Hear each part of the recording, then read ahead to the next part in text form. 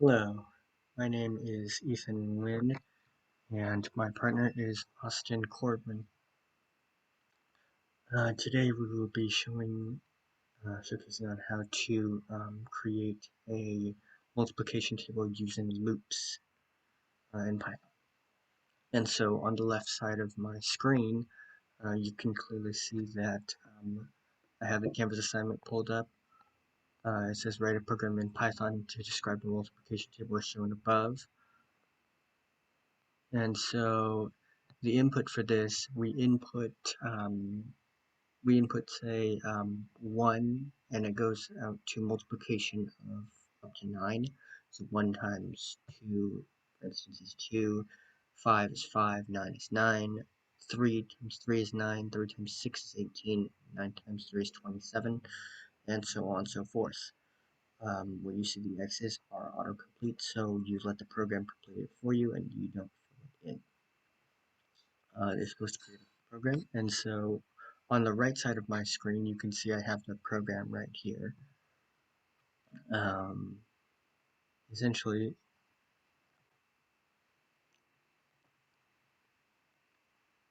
essentially it's right here. It says created by using Nguyen and Austin Corbin. Multiplication table using loops May 8th, 2022 today. I use the print function using an end, so it starts right there. For integer of I in range 1 to 10, which is up to 10 from 1, essentially print integer and then print to create a table similar to this.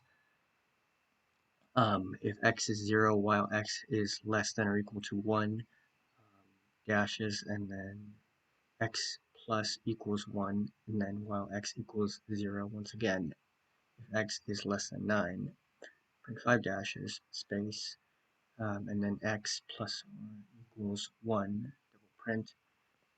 X and y are both 1, while x is greater than or equal to 1 and x is less than 10, print f of var x fills in x from 1 to 9, 10, and has the bar, and then end using quotations for element of y or variable y in range 1 to 10, going from 1 all the way to 10 extension.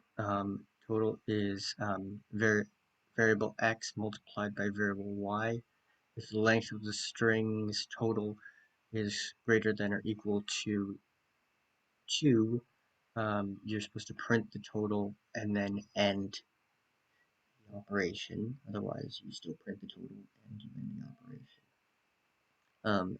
X is plus or equals 1, and then print is end.